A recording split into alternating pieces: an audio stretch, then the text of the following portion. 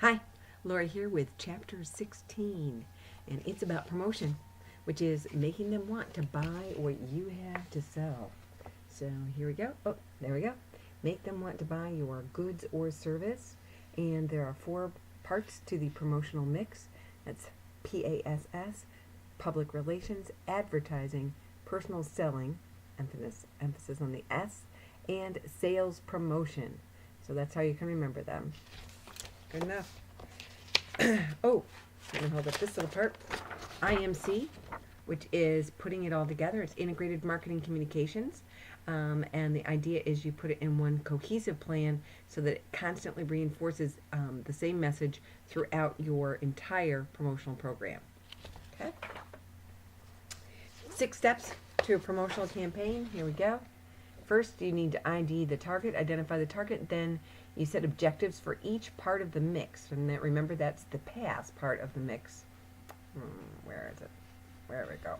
There it is, pass. And then you need to set a budget, figure out how much you're willing to spend. You need to make sure that you have one message and only one message that you're trying to communicate. Otherwise, you split your message and you're not nearly as effective at communicating it. Then you need to execute on the plan, and then you need to evaluate on the plan. So you can remember those 6, right? I think I'll have those on the quiz. Next, we're going to talk about advertising. And advertising can be considered telling, informing, or informing, persuading, and reminding. It is not propaganda. Propaganda, you don't know who is telling you what, and in the case of advertising, it's pretty clear who is telling you the message. All right, let's talk about different media for advertising. TV, cable, internet, I put those all together. The book separates them out, but I think they're all pretty much the same. It's a visual medium in which you're trying to entertain yourself, and you're interrupted while entertaining yourself by messages. Print, that's magazines and newspapers. Outdoor, that would be billboards, bus stops, benches. You've seen those benches that are all decorated. Or your mobile device, and that's where you're walking a block away from a Starbucks and you get pinged telling you that Starbucks is just a block away. And also around dinner time, it will ping you and tell you restaurants near you. It's pretty cool stuff. Anyway, advertising avenues, you want to localize whenever possible. You can use paid ads. You can use, which are advertisements that you place on TV shows or on cable or on the internet. And those are usually professionally produced and are a video of some kind or a print ad of some kind. You can use product placements. That's where you have a TV show that's quite popular and you have one of the characters using your product, apparently in the mold, in the role of the character, and it's supposed to add extra credibility. You can do infomercials. Those are those half-hour things that are on late at night that want to sell you all kinds of products, usually having to do with physical fitness or beauty products, or perhaps cleaning your house. And finally, online. And we talked a little bit about that before. The idea is that they reach out to you online, where you are either shopping or playing a game or communicating via Facebook or looking something up on Google. Next, we're going to talk about personal selling. B2B has 7 steps. That is, you need to prospect or qualify for potential customers. Then you need to pre-approach.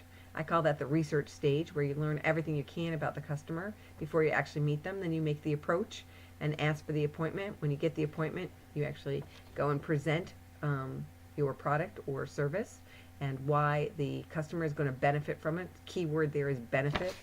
In fact, that'll be on the quiz too. Answer objections. You need to answer questions and overcome objections. Then you need to close the sale, and then you need to follow up.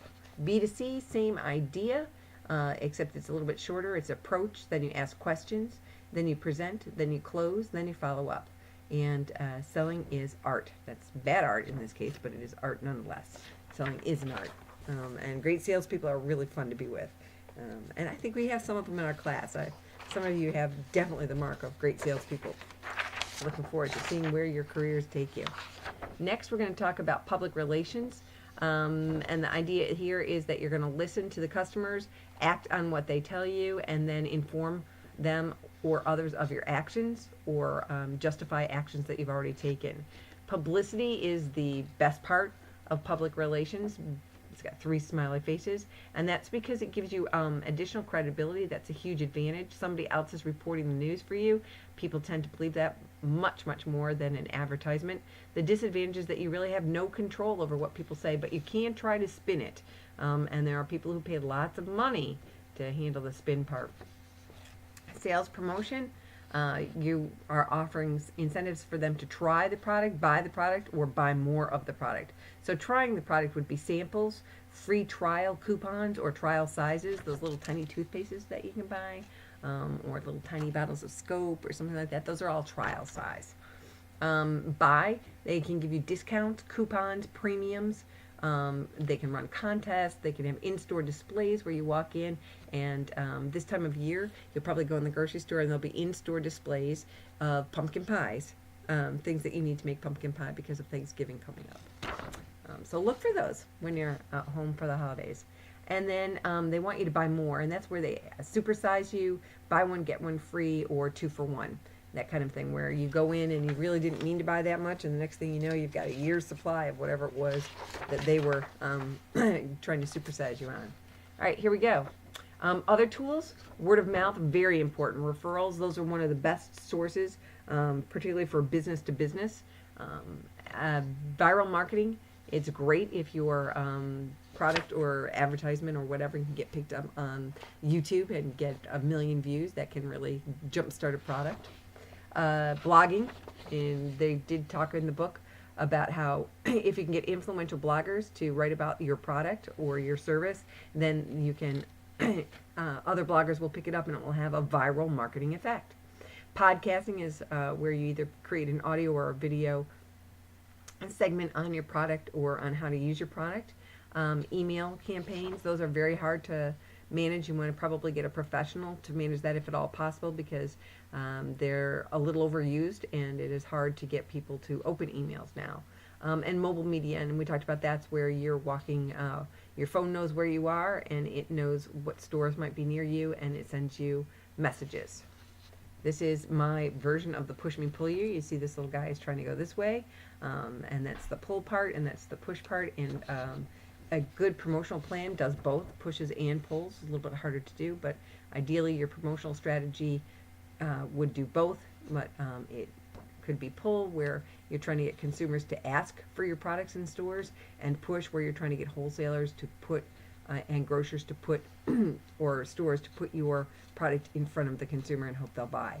And finally, integrated marketing communications is part of an entire SCM, and SCM is supply chain management.